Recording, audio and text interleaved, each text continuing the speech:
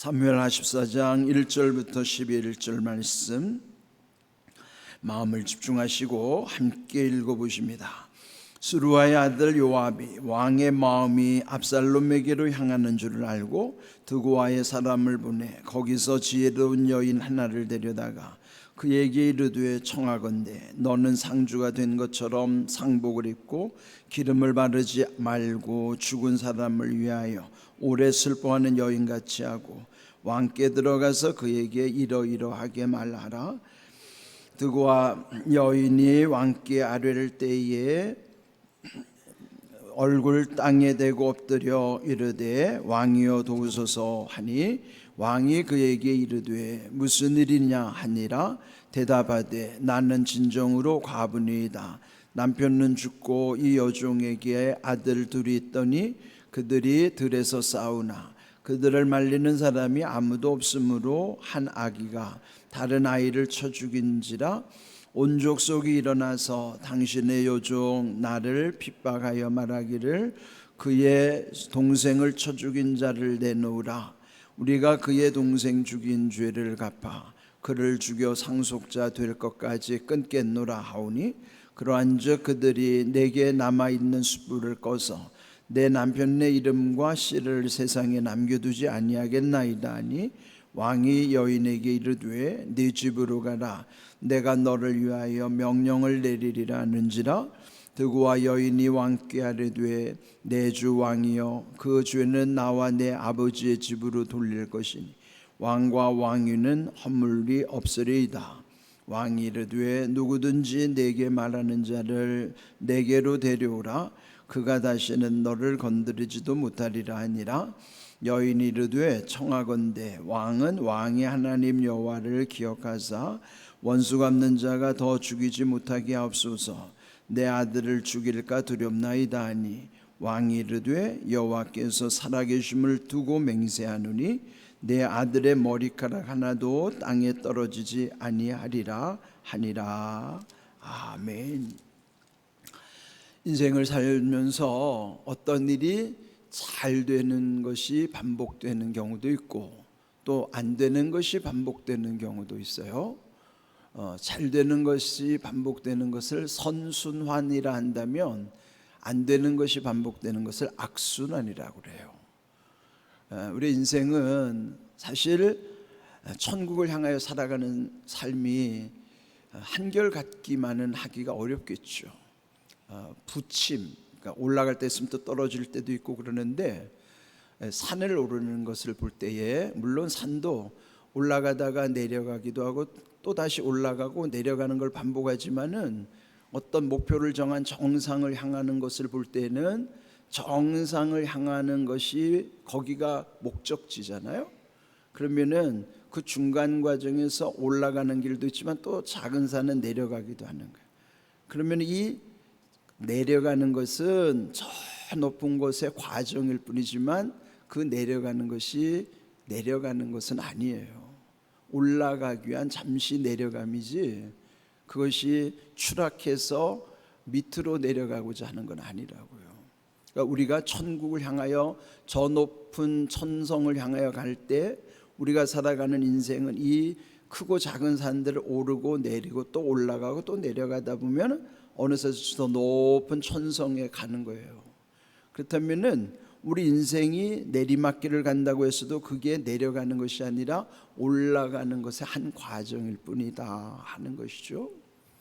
그런데 여기 오늘 이 다윗에 관련된 이야기를 들으면서 이 다윗의 집안에 왜 이렇게 죄악의 소용돌이에서 벗어나지 못하는가?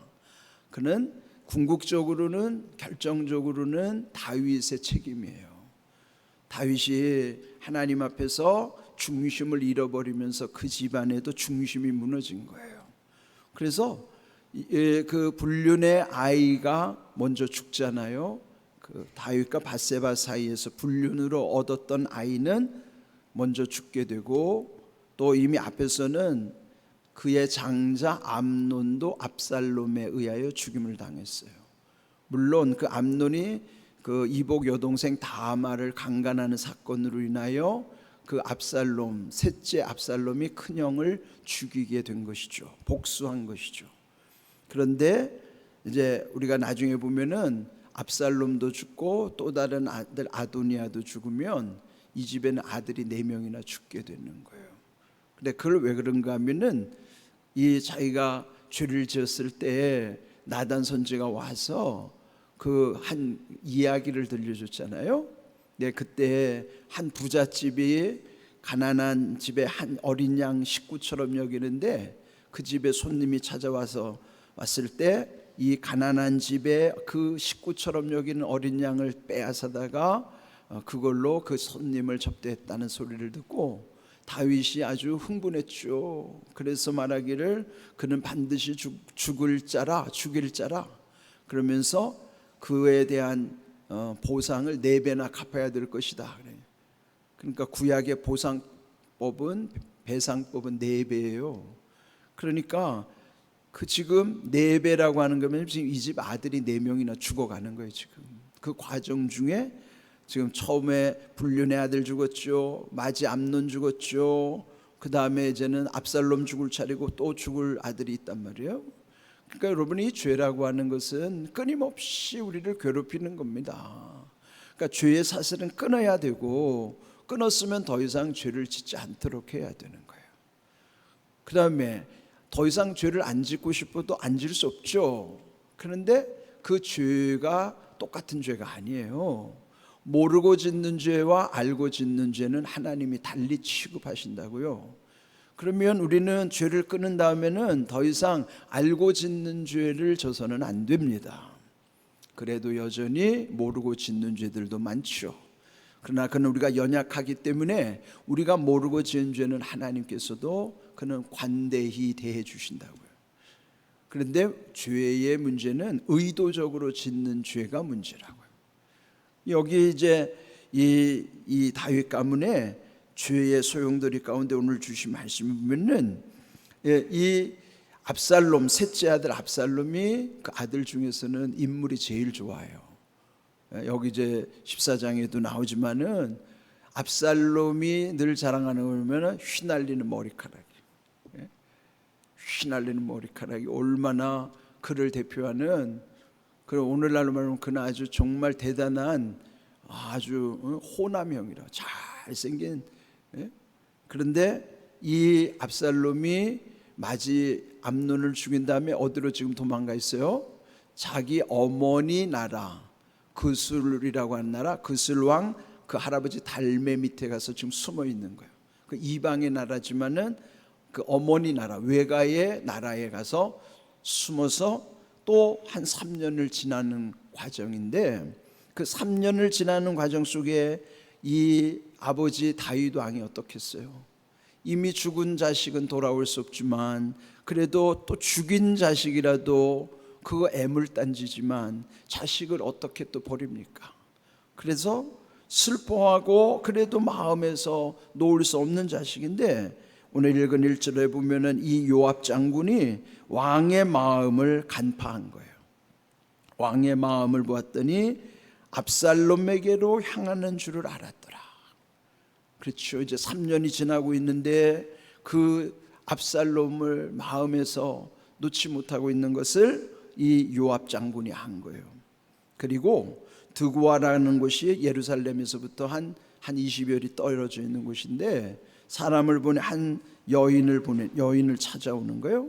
근데 지혜로운 여인 하나를 데려왔다고 그랬는데 이 지혜가 좋은 지혜인지 안 좋은 지혜인지는 이제 밝혀지겠죠.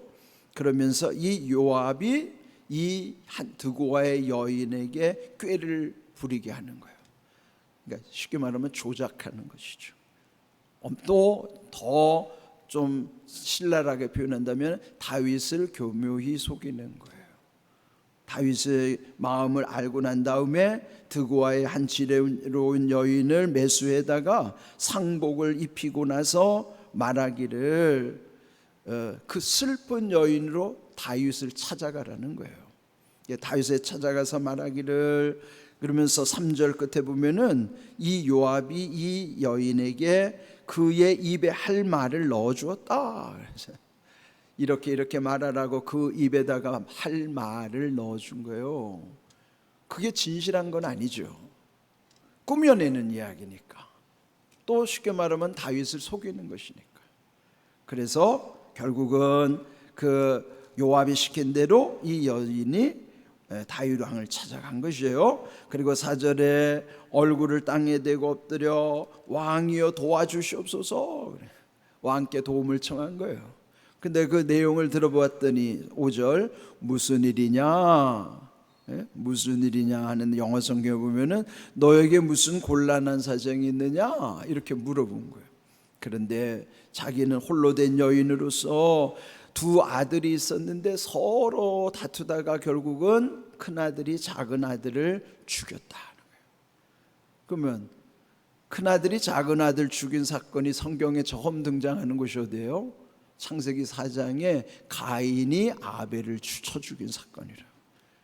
그 이야기를 끌어갖고 오는 거예요. 지금 그게 뭐예요? 사실이 아닌데 꾸며내는 얘기예요. 그래서 이 이야기를 쭉 들어보면서 결국 이 큰아들이 작은 아들을 죽이는데 그 주변 사람들이 이걸 알고 찾아와서 그는 율법대로 하면은 그를 죽인 사람도 또 죽여야 되는 거예요. 그러면 둘째 아들을 죽인 큰아들도 법에 의하면 그도 돌로 쳐 죽여야 되는데 이 홀로 된 어미의 입장에서 보면은 그 아들마저 잃어버리면은 다 잃어버리는 거예요. 예? 그러니까 그 집에도 이거 엄청 비극이잖아요. 큰 아들이 작은 아들 죽였는데 큰 아들도 죄값을 받아 또 죽이라고 사람들이 몰려와서 죽이게 내달라고 하는데 그러면 다 잃어버리는 거 아니에요. 그러니까 이 억울한 형편을 왕에게 와서 말을 하는 거예요. 여기에 이게 7절 온 족속이 일어나서 당신의 여종 나를 핍박하여 말하기를 그의 동생을 쳐 죽인 자를 내놓으라. 우리가 그의 동생 죽인 죄를 갚아 그를 죽여 상속자가 될 것까지 끊겠노라. 그러니까 어미로서는 억울하잖아요. 그럼 다윗은 이 상황을 보면서 8절 왕이 이 여인에게 말하기를 네 집으로 가라. 내가 너를 위하여 명령을 내리리라. 그러면서 또 10절에 왕이 말하기를 누구든지 내게 말하는 자를 내게로 데려오라. 그가 다시는 너를 건드리지 못하리라. 그러니까 지금 이 이야기는 누가 지금 시킨 거예요? 배후에서 요압 장군이. 그러니까 요압이라는 사람은 백전노장이에요. 전쟁터에서 잔뼈가 굵은 사람이, 전쟁터는 뭐예요? 오직 살아나는 것만이 목표거든요. 그러니까 상황 파악을 얼마나 잘하겠어요. 그 왕의 마음을 알고 있긴 하지만은 이 요압은 마음에 꿍꿍이가 있는 거예요. 뭘까요? 이 압살롬이 지금 마지가 죽은 상황인데 다음 왕권을 물려받을 이 사람이 이제 중요한 인물이기 때문에 자기가 이 압살롬을 어떻게 하든지 다시 다윗과 화해를 시킨 다음에 차기 왕이 될 이 압살롬 밑에서 뭔가를 이제 욕심을 부리는 마음이 있었던 것이죠. 근데 이 요압이 결국 나중에 이 15장 다음 장에 가면 이 압살롬이 아버지에게 반란을 일으키고요. 그런데 그 전쟁 중에 이 요압이 압살롬을 잡으러 간단 말이에요. 다윗이 간곡히 부탁하는 거예요. 내 아들 압살롬을 죽이지 말라고. 그런데도 무시하고 이 요압은 압살롬을 죽입니다. 자, 이제 왜 제가 나중에 일어날 일을 미리 말씀드리냐면 이 요압이라는 사람이 어떤 사람인가를 이해하라고 하는 거예요. 예? 지금은 이렇게 아버지와 아들 압살롬 사이에서 자기가 무슨 화해 역할을 하는 것 같은데 나중에는 결국은 이 다윗의 명도 어기고 압살롬을 죽이는 그런 악한 일을 하는 사람이라고. 그러니까 이 요압이 얼마나 겉과 속이 다르고 자기 출세욕만 강한 사람인가 알 수 있죠. 그리고 그 사람이 그 드고아의 여인을 속된 말로 말하면 꼬드겨 가지고 자기가 다 조작해서 지금 이 이야기도 꾸며낸 이야기잖아요. 그러면은 그 집에 하나들이 하나들을 죽인 사건이 뭐예요? 이게 지금 이 다윗 이야기라고요. 그 자기 이야기하는 줄도 다윗은 자기 아직 눈치를 못 채고 있어요. 이렇게 이전에는 영민했던 다윗이 어떻게 이렇게 무능해졌는지, 그러면서 그 이야기만 듣고 남의 문제는 잘 해결해 주지만 자기 문제를 해결하지 못하는 거예요. 그러니까 우리 그렇잖아요. 남의 일은 얼마나 훈수를 잘 둬요. 누구네 집이 어떻다 그러면 뭐 거기에 대해서 막 해설을 다 하잖아요. 정작 자기 문제는 해결하지도 못하면서. 이게 우리 인생의 모습이라. 자, 그런데 이런 소리를 다 듣고 나서 결국은 그 여인의 문제를 해결해 주는 것 같은데 11절 여인이 말하기를 왕이 하나님 여호와를 기억하사, 이제는 하나님까지 들먹거리는 거예요. 하나님 여호와를 기억하셔서 원수 갚는 자가 더 죽이지 못하게 하옵소서. 내 아들을 죽일까 두렵나이다. 그때 왕이 이르되 여호와께서 살아계심을 두고 맹세하노니 내 아들의 머리카락을 하나도 땅에 떨어지지 아니하리라. 근데 여기 지금 왜 머리카락이 등장하는지 아세요? 이 머리카락은 누구를 연상하는가 하면은 압살롬을 연상하는 점이에요. 말씀드린 것처럼 압살롬은요, 그 아주 키도 훤칠하고 아주 잘생겼는데요, 근데 그에게 있어서 제일로 사람들의 이목을 끄는 거는 이 머리예요. 머리카락, 헤어. 얼마나 모발도 풍성하고 또 바람에 휘날릴 때마다 많은 사람들이 그 머리카락을 부러워하는 거예요. 흠모하는 사람. 그런데 나중에는 그 머리카락 때문에 죽습니다. 이게 자기를 내세우고 자랑거리가 되는 것이 나중에는 자기가 그게 단점이 되는 거예요. 이렇게 지금 결국 이 머리카락 하나도 땅에 떨어지지 아니하리라고 이 찾아온 억울한 여인의 문제를 다윗이 해결해 주는 것 같은데 나중에 이제 늦게 눈치채는 거예요. 결국은 자기 이야기인데 그거를 이제 요압이 다 이렇게 다 꾸며낸 것이죠. 자, 이렇게 우리는요, 중심을 잃어버리면은 분별이 안 되는 거예요. 그러니까 분별이 안 되면은 일을 그르칠 수밖에 없고 인생을 망칠 수밖에 없어요. 누구에게나 주어진 한 번밖에 없는 인생을 누구나 다 잘 살고 싶죠. 근데 그게 다 잘 살아져요? 안 돼요. 그러니까 우리의 지혜로는 안 됩니다. 하나님의 지혜 가운데 주신, 하나님의 은혜 가운데 주시는 지혜와 능력이 있어야 돼요. 은혜라고 하는 큰 하나님의 은혜 속에는 깨닫는 지혜를 통해서 분별하게 하시고 감당할 수 있는 능력을 주신단 말이에요. 그러니까 우리 힘으로 안 되는 거예요. 그래서 오늘 주신 제목이 뭐냐면은 왕의 마음. 왕의 마음이라는 거는 지금 이 요압은 다윗 왕의 마음을 그 잘 읽은 거예요. 그 뭐예요? 자기 탐심을 가지고 왕의 마음을 읽고 그 왕을 위하여 이제 압살롬과 화해시키려고 이 여인을 교묘히 이용하는 것이죠. 오늘 주신 말씀처럼, 그런데 다윗은요, 자기가 왕임에도 불구하고 자기 위에 진짜 왕이 있다는 걸 고백하는 거예요. 시편 145편 1절 함께 읽어봅니다. 왕이신 나의 하나님이여, 내가 주를 높이고 영원히 주의 이름을 송축하리이다. 이게 다윗의 고백이에요. 시편 145편 1절처럼 다윗은 자기가 왕임에도 불구하고 하나님을 왕으로 모신 거예요. 나의 하나님이 왕이시고 그분이 나의 주인이 되신다고 그 주인의 이름을 송축하게 하노라고 고백했던 것이, 그래서 다윗은 위대한 인물이에요. 다윗의 신앙은 이렇게 위대한 신앙이라고요. 왕이라는 존재는, 당시 왕은 최고 지도자예요. 그 위에 아무도 없어요. 그리고 누구도 인정하지 않아요. 왕은 자기가 최고이기 때문에 또 다른 왕을 절대 인정하지 않아요. 그런데 다윗은 자기가 왕임에도 불구하고 자기 위에 왕을 인정한 거예요. 그 하나님이 나의 왕이다. 그 왕이 뭐예요? 왕은 마음대로 하는 게 왕이에요. 하나님은 마음대로 하실 수 있어요. 근데 우리는 마음대로 할 수 있어요? 없어요. 그러면서도 마음대로 살잖아요. 그러니까 다 각자 자기가 왕인 거예요. 근데 다윗은 하나님을 왕으로 모신 것처럼 우리도 내가 마치 왕처럼 살면 안 됩니다. 자기 인생이 다 자기가 왕이에요. 왜? 다 지 멋대로 사니까. 자기 멋대로 할 수 있는 분은 왕밖에 없어요. 그런데 우리가 만약에 내 맘대로 살면은 내가 왕인 거예요. 근데 다윗은 그렇게 안 살았죠. 하나님이 나의 왕이시라 그러고, 성경에서도 또 찬송에도 만왕의 왕 내 주께서는, 예수님이 나의 왕이에요. 만왕이라는 건 모든 왕 중에 왕이신 예수님을 나의 왕으로 모시고 살아가야 되는 것이죠. 다윗이 무너진 것은 하나님이 나의 왕이란 사실을 잠시 잊어버렸을 때 생겼던 불미스러웠던 일이에요. 오늘도 내가 왕으로 사는 사람들은 다 무너집니다.